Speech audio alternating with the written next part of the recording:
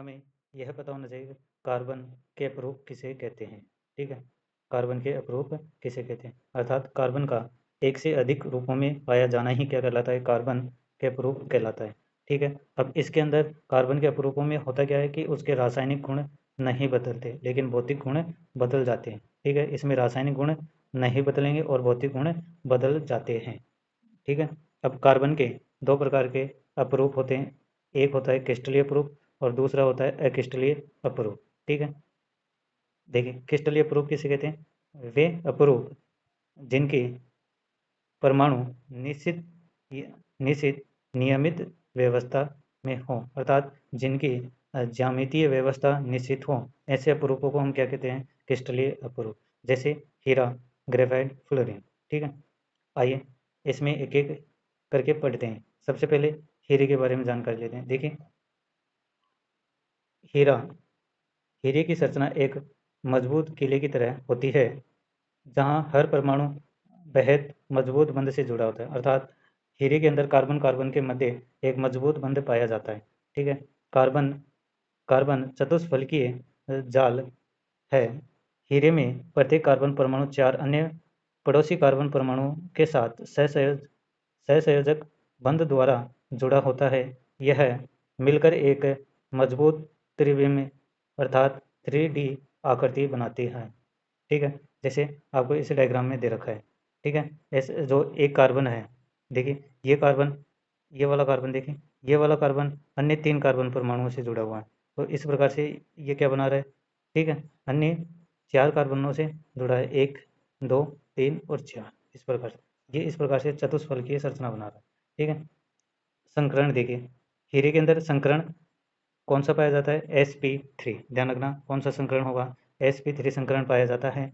और carbon carbon के मध्य बंध लंबाई कितनी होती है, 154 पिकोमीटर होती है। कितनी होती है, 154 पिकोमीटर। कितनी रहेगी, 154 पिकोमीटर। और ध्यान रखना कार्बन कार्बन के मध्य सिंगल बंध पाया जाता है, अर्थात एकल बंध पाया जाएगा। कौन सा बंध पाया जाता है, एकल बंध पाया जाता है, ध्यान रखना। ठीक है, चलें आगे। अब देखिए जो हीरा होता है, ये क्या होता है, विद्युत का कुचालक होता है। ठीक है, क्योंकि इसमें मुक्त इलेक्ट्रॉन व रिक्त स्थान नहीं पाए जाते। हीरे के अंदर क्या होते हैं, एक तो मुक्त इलेक्ट्रॉन नहीं पाए जाएंगे, ठीक है, और रिक्त स्थान नहीं पाए जाने के कारण, ठीक है, ये विद्युत आवेशों का प्रवाह नहीं कर पाएगा। ठीक है, इसलिए विद्युत का क्या होता है, कुचालक।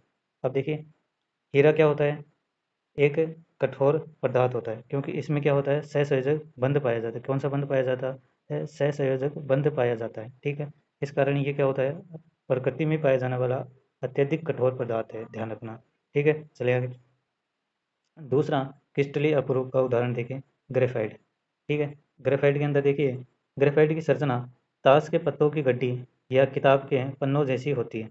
इसमें क्या होता है, जिस प्रकार हमारी किताब के अंदर एक पन्ने पर दूसरा पन्ना रखा होता है, ठीक है, उसी प्रकार से इसमें ग्रेफाइट के अंदर कार्बन की षटकोणीय परतें एक दूसरे पर रखी होती हैं। ठीक है, चलें आगे देखिए। षटकोणीय परतें ग्रेफाइट में प्रत्येक कार्बन परमाणु केवल तीन अन्य कार्बन परमाणु से जुड़कर 6 कोनों वाली रिंग बनाता है। ठीक है, कितनी बनाएगा, 6। इसका मतलब क्या है, जो इस प्रकार से आकृति बनेगी, देखिए देखिए इस प्रकार से ये षटकोणी अर्थात बेंजिन बेंजीन रिंग के समान संरचना बनाएगा। ठीक है, इसमें षटकोणी। अब इसमें क्या हुआ, एक कार्बन है, ठीक है, वो तीन कार्बन परमाणुओं से जुड़ा हुआ। देखिए ये कार्बन, एक, दो, तीन, ये तीन कार्बनों से जुड़ा रहेगा, इस प्रकार से। ठीक है, ध्यान रखना। चलें आगे। देखिए आगे देखिए, कमजोर आकर्षण बंध। देखिए ग्रेफाइट की दो अलग अलग परतों के बीच कोई मजबूत रासायनिक बंध नहीं होता है।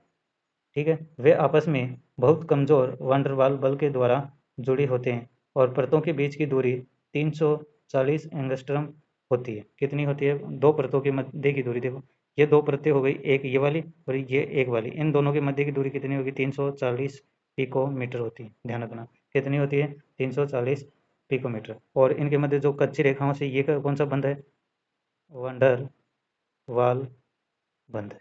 ध्यान रखना, कौन सा बंध पाया जाता है? वंडरवाल बंध पाया जाता है इन दोनों परतों के मध्य। किसकी परतों के मध्य? ग्रेफाइट की परतों के मध्य। ध्यान रखना। चले आगे। देखिए ग्रेफाइट कैसा होता है? मुलायम और चिकना होता है। कैसा होता है? मुलायम और चिकना होता है। देखिए इसका कारण क्या है? कमजोर बल होने के कारण ग्रेफाइट की परतें एक दूसरे के ऊपर आसानी से फिसल सकती हैं। यही वजह है कि यह छूने पर चिकना लगता है और पेंसिल से कागज पर लिखते समय इसकी परतें आसानी से कागज पर छूट जाती हैं। ध्यान रखना। ठीक है। आगे देखिए बिजली का सुचालक अर्थात ग्रेफाइट विद्युत का क्या होता है? सुचालक होता है। क्यों? इसमें क्या होते हैं? इसमें केवल एक कार्बन होता है, अन्य तीन कार्बनों से जुड़ा होगा। ठीक है, अर्थात इसमें एक संयोजकता फ्री होती है। अर्थात इसमें क्या हो गया? एक मुक्त इलेक्ट्रॉन और रिक्त स्थान पाए जाने के कारण ये क्या होता है? विद्युत का सुचालक होता है। ध्यान रखना। और इसमें संकरण कौन सा होता है? sp2। कौन सा? sp2। और हीरे के अंदर कौन सा होगा? sp3। ठीक है, इसमें तो कौन सा हो गया? किसमें? ग्रेफाइट में तो sp2। और हीरे के अंदर कौन सा हो गया? हीरे के अंदर कौन सा हो गया? sp3। ध्यान रखना। ठीक है। और परतों के मध्य की दूरी कितनी रहेगी? 141.5 पिकोमीटर। ध्यान रखना कितनी? 141.5 पिकोमीटर होती है। चलिए आगे। अब देखिए तीसरा उदाहरण देखिए, फुलेरिन। ठीक है, आगे देखिए। इस अपरूप का नाम प्रसिद्ध अमेरिकी वास्तुकार रिचर्ड बंकमिंस्टर फुलर के नाम पर रखा गया क्योंकि इसकी संरचना उनके द्वारा डिजाइन की गई जियोडेसिक गुम्बद जैसी दिखाई देती है। ठीक है, इसके एक अणु में कार्बन के 60 परमाणु होते हैं। किसमें? फ्लोरीन में। कितने? अर्थात फ्लोरीन के अंदर सामान्य रूप से 60 से 70 कार्बनों से मिलकर एक गेंद के समान बनी हुई संरचना होती है। जो फुटबॉल गेंद होती है उसके समान दिखाई देती है फ्लोरीन की संरचना। ठीक है, आगे देखिए। फुटबॉल जैसी आकृति बनती है, इसलिए इसे प्यार से बक्की बॉल भी कहा जाता है। ध्यान रखना। ग्रेफाइट जो आपकी जो फ्लोरीन है, इसकी इसका दूसरा नाम बक्की बॉल कहा जाता है। ध्यान रखना। अब देखिए इसमें क्या होगा? जो कार्बन कार्बन के मध्य कौन सा बंध पाया जाता है? द्विबंध पाया जाता है। ठीक है, कोवलेंट बंध पाया जाता है। अब देखिए इसमें दो प्रकार की, जो अभी तक हमने हीरे के अंदर कैसी पढ़ी? षटकोणी, चतुष्फलकीय, और ग्रेफाइट के अंदर षटकोणी। अब देखिए इसमें दो प्रकार की, जो आपके एक तो होगी षटकोणी और एक कैसी होती है? परत कैसी होती है? पंचकोणीय। ठीक है, ये अलग अलग होगी। अब देखिए इनमें होती क्या है? इसकी ज्यामितीय संरचना पढ़ते हैं। किसकी? फ्लोरीन की। अब देखिए यदि आप फुटबॉल को ध्यान से देखें तो उसमें काले और सफ़ेद रंग के छोटे छोटे टुकड़े जुड़े होते हैं। ठीक इसी तरह 60 कार्बन में भी दो प्रकार के छल्ले रिंग होते हैं। एक षटकोणीय, ठीक है, इसकी पूरी संरचना में केवल 20 षटकोणीय होती है। अर्थात इसमें कितने षटकोणीय परतें होंगी? 20। और पंचकोणीय कितनी होती हैं? 12। ध्यान रखना। अब देखिए इनमें जुड़ने का नियम क्या होगा? षटकोणीय होती है वो, पंचकोणीय और षटकोणीय दोनों से जुड़ती है। लेकिन पंचकोणीय केवल किससे जुड़ेगी? षटकोणीय से जुड़ती है। यहाँ से देखिए षटकोणीय और पंचकोणीय, इनमें ये फर्स्ट ग्रेड में ये क्वेश्चन पूछा गया था कि फ्लोरीन के अंदर षटकोणीय परतें कितनी होती हैं और पंचकोणीय परतें कितनी होती हैं। तो ध्यान रखना, षटकोणीय में तो कितनी होती हैं? 20। और पंचकोणीय कितनी होती हैं? 12। अब देखो इनको याद करने की ट्रिक क्या है? देखिए इनमें कितनी संख्या आ रही है? 12। और इसमें कितनी आ रही है? 20। अब यहाँ पर क्या होगी? इनकी संख्याएं है ना, इतना तो याद रह जाएगा हमारे, 12 और 20 तो याद रह जाएंगे इनमें। अब हमारे को याद रखना भाई षटकोणीय कौन सी। अब देखिए इनमें क्या होगा? इनमें भाग देकर देखेंगे। 6 का किस में भाग जाता है? ठीक है, 12 के अंदर। तो षटकोणीय 12, 12 संख्या नहीं होंगी इनकी परतों की। ठीक है, कितनी होगी? 20। ठीक है, याद रखना। और 12 के अंदर किसका भाग नहीं जाएगा? 5 का। अर्थात पंचकोणीय परतें कितनी होंगी? 12। इस प्रकार से आपको याद रखना है इसको। ठीक है, चलिए रासायनिक और भौतिक गुण देखें। इनमें देखें किसमें, जो आपका फ्लोरीन है इसमें संकरण देखिए किसके समान होता है? ग्रेफाइट के समान होता है। sp2 संकरण पाया जाएगा। इसमें देखिए बंध के प्रकार, इसमें बंध कैसा होगा? एक तो एकल बंध और द्विबंध, दोनों प्रकार के बंध होंगे। ठीक है, अब देखिए फ्लोरीन है, ठीक है, कार्बन का सबसे शुद्ध अपरूप होता है। कैसा होता है? कार्बन का सबसे शुद्ध अपरूप होता है क्योंकि ये एक बंध संरचना होती है। इसमें क्या होगा? जो कार्बन का बाहरिक, जो इसकी संरचना के अंदर सबसे बाहर वाला कार्बन अन्य परमाणुओं से नहीं जुड़ेगा। जैसे हाइड्रोजन से हो गया, ठीक है, हाइड्रोजन से या अन्य फास्फोरस, क्लोरीन आदि परमाणु से नहीं जुड़ता है। इसलिए ये क्या हो गया, कार्बन का शुद्ध रूप होता है। ध्यान रखना, प्रश्न पूछा जा सकता है कार्बन का शुद्ध अपरूप कौन सा होता है, तो याद रखना फ्लोरीन। ठीक है, चलें आगे। अब देखिए फ्लोरीन के उपयोग, देखिए इनका फ्लोरीन का उपयोग कहाँ कहाँ पर किया जाता है, एक नैनो तकनीक में, ठीक है, नैनो ट्यूब्स बनाने में और नैनो सामग्री बनाने में, और फ्लोरीन का उपयोग दवाइयों में भी किया जाता है। देखिए इसके खुले पिंजरे के अंदर दवा को रखकर शरीर के विशिष्ट अंगों तक सुरक्षित पहुंचाने के ये शोध चल रहे हैं। ठीक है, अति चालक, जब इसमें पोटेशियम जैसी धातु मिलाई जाती है तो यह बहुत कम तापमान पर बिजली का बेहतरीन सुचालक बन जाता है। ध्यान रखना, जब इस किसमें फ्लोरीन के अंदर हम क्या मिलाते हैं, पोटेशियम धातु, तो ये विद्युत का अच्छा सुचालक बन जाता है। ध्यान रखना। अब देखिए जो क्रिस्टलीय अपरूप के अंदर एक और अपरूप है ग्रेफिन। क्या पढ़ेंगे, ग्रेफिन कार्बन का एक ऐसा क्रांतिकारी और आधुनिक अपरूप है जिसमें विज्ञान की दुनिया में तहलका मचा रखा है। इसे चमत्कारी पदार्थ भी कहा जाता है। ठीक है, आइए ग्रेफिन के बारे में पढ़े। ग्रेफिन की संरचना, ठीक है, 2D दुनिया का राजा, हीरा और फ्लोरीन जहाँ 3D है, वही ग्रेफिन पूरी तरह से 2D है। यह कार्बन परमाणु की सिर्फ एक परमाणु जितनी पतली परत होती है। ठीक है, कितनी पतली परत होती है, कार्बन का एक परमाणु की जितनी पतली होती है।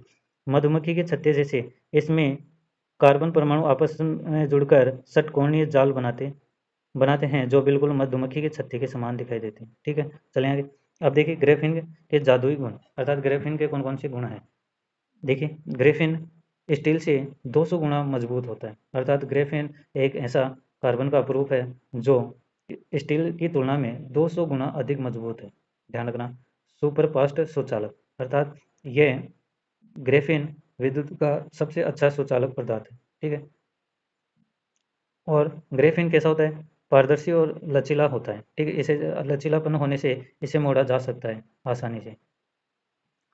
ग्रेफिन के भविष्य, ठीक है, ग्रेफिन से संबंधित भविष्य के अंदर कौन कौन सी चीज़ें हो सकती हैं वो देखिए। फास्ट चार्जिंग बैटरी, ठीक है, ग्रेफिन अधिक सुचालक होने से ये मोबाइलों की बैटरी को कुछ सेकंडों में या मिनटों में चार्ज कर देगा और बैटरियां लंबे समय तक चलेंगी ग्रेफिन से। ठीक है, फ्लेक्सिबल इलेक्ट्रॉनिक्स, ठीक है, इसमें लचीलापन होने के कारण, ठीक है, जो इलेक्ट्रॉनिक उपकरण होंगे, स्मार्टफोन हो गया, पारदर्शी कंप्यूटर स्क्रीन, कपड़े आदि, एक लचीलापन अधिक होगा उनमें। ठीक है, पानी को साफ करना, ठीक है, ये समुद्री पानी को साफ कर देगा क्योंकि इसमें से क्या होगा, पानी छन जाएगा और जो खारे जो लवण होते हैं वो छन नहीं पाएंगे इसमें से, तो ये पानी को साफ करने में भी काम आएगा। कौन, ग्रेफिन। ठीक है, देखिए ग्रेफिन के बारे में एक विशेष नोट ध्यान रखना। देखिए ग्रेफिन की खोज साल साल 2004 में आंद्रे जिम और कोस्टिया नवसेलोवा नामक वैज्ञानिक ने की थी। उन्होंने इसे केवल सेलोटेप गोंद वाली पट्टी की मदद से ग्रेफाइट की परत उखाड़कर खोजा था। इस कार्य के लिए इन्हें 2010 में भौतिक नोबेल पुरस्कार दिया गया है। ध्यान रखना इस चीज़ को। चलिए अक्रिस्टलीय अपरूप, क्या पढ़ेंगे अब, अक्रिस्टलीय अपरूप, कार्बन के वे अपरूप जिनकी क्या हो, ज्यामितीय संरचना क्या हो, निश्चित नहीं हो। ठीक है, उन्हें हम क्या कहते हैं, अक्रिस्टलीय अपरूप कहते हैं। इसमें कौन कौन से आएंगे, कोयला हो गया, चारकोल हो गई, काजल हो गई और कार्बन ब्लैक, ये पढ़ेंगे। ठीक है, अब एक एक करके उदाहरणों को पढ़ते हैं। सबसे पहले कोयला, ठीक है, कोयले का निर्माण कैसे हुआ है, हम सभी जानते हैं कि लाखों वर्ष पहले पेड़ पौधे क्या हो गए, जमीन के अंदर किसी भी कारण प्राकृतिक घटना हुई, भूकंप आने से या ज्वालामुखी या कोई भी कारण हुआ, उसके कारण क्या हो गई, पेड़ पौधे पृथ्वी के अंदर दब गए और अधिक दाब और अधिक ताप के कारण पेड़ पौधे किस में बदल गए, कोयले में बदल गए। ठीक है, अब वर्तमान में कोयला खनन के द्वारा हमें 4 प्रकार का प्राप्त होता है, एक पिट कोयला, लिग्नाइट कोयला, बिटुमिनस कोयला और एंथ्रेसाइट कोयला। ठीक है, सबसे, अब देखिए कोयले के अंदर इन 4 प्रकार हो गए, सबसे अच्छा कोयला कौन सा होगा, जिसमें कार्बन की मात्रा क्या हो, ज़्यादा। ठीक है, और जिसमें नमी की मात्रा कम हो, अपशिष्ट कम छोड़े, वायु प्रदूषण कम करे, वह अच्छा कोयला होता है। देखिए सबसे ज़्यादा एंथ्रेसाइट के अंदर क्या होगी, कार्बन की मात्रा सर्वाधिक होती है, कितनी, 90%। बिटुमिनस कोयले के अंदर 80%, लिग्नाइट कोयले के अंदर 60 से 70% होती है और पिट कोयले के अंदर 40 से 55% होती है। ठीक है, अर्थात एंथ्रेसाइड में पानी नमी होगी, वो कम होगी, प्रदूषण कम करेगा, अपशिष्ट पदार्थ कम छोड़ेगा। लेकिन इसके विपरीत देखें, पिट कोयले की तरफ जाएंगे तो पिट कोयले में सबसे ज़्यादा क्या होगी, एक तो कार्बन कम है, ऊर्जा कम देगा, प्रदूषण ज़्यादा करता है, अपशिष्ट पदार्थ ज़्यादा छोड़ेगा। ठीक है, ध्यान रखना ये चीज़। अब देखिए क्या लिखा हुआ पिट कोयले में, सबसे घटिया कोयला, इसमें धुआं बहुत निकलता है। लिग्नाइट में देखिए इसे भूरा कोयला भी कहते हैं, ध्यान रखना क्या कहते हैं इसे, भूरा कोयला। और राजस्थान के अंदर सर्वाधिक कौन सा कोयला निकलता है, लिग्नाइट कोयला ही निकलता है। यह बिटुमिनस कोयला देखिए, यह घरेलू कार्यों में सबसे ज़्यादा इस्तेमाल होने वाला कोयला है। ठीक है, एंथ्रेसाइड यह सबसे शुद्ध और सर्वोत्तम कोयला है। यह जलते समय धुआं नहीं देता और सबसे ज़्यादा गर्मी पैदा करता है, अर्थात ऊर्जा देता है। अब देखिए कोक। ठीक है, कोक को कैसे बनाते हैं वो देखिए। सबसे पहले कोयले को हवा की अनुपस्थिति में क्या किया जाता है, बहुत तेज़ गर्म किया जाता है। कोयले को हम क्या करते हैं, वायु की अनुपस्थिति में गर्म करते हैं। ठीक है, तो कोयला किस में बदल जाता है, कोक में बदल जाता है।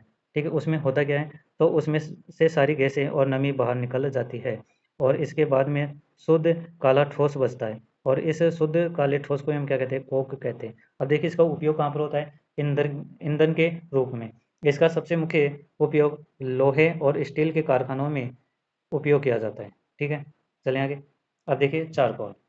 चारकोल भी एक है, कार्बन का अपरूप है। चारकोल दो प्रकार का होता है, एक कास्ट चारकोल और एक जंतु चारकोल। कास्ट चारकोल क्या होता है, लकड़ी से बनता है। ठीक है, और हवा की सीमित मात्रा में बनेगा।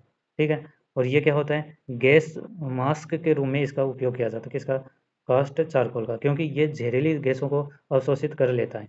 ठीक है, दूसरा जंतु चारकोल, यह जानवरों की हड्डियों के भंजक आसवन से बनाया जाता है। कैसे, जानवरों की हड्डियां होती है, उनके भंजक आसवन विधि से इनको, इस चारकोल को प्राप्त किया जाता है। कौन से चारकोल को, जंतु चारकोल को, ध्यान रखना। इसका उपयोग कहाँ पर किया जाता है, चीनी को साफ करने में। ठीक है, चीनी का पीलापन हटाने के लिए किसका उपयोग किया जाता है, जंतु चारकोल का उपयोग किया जाता है। ठीक है, लास्ट पॉइंट आज की क्लास का देखिए, काजल या लैम्प ब्लैक। ठीक है, जब तेल, घी, मोम या केरोसिनी को बहुत कम हवा की मौजूदगी में जलाया जाता है तो काले रंग का धुआं निकलता है। उसे बर्तन या दीवारों पर इकट्ठा कर लिया जाता है, यही क्या कहलाती है, काजल। आगे बात समझें। अब देखिए उपयोग, आंखों में लगाने के अलावा इसका उपयोग प्रिंटर की स्याही, जूते की पॉलिश, टायरों में काले रंग के रबर को मजबूती देने के लिए किसका उपयोग किया जाता है, काजल या लैंप ब्लैक का उपयोग किया जाता है। ठीक है।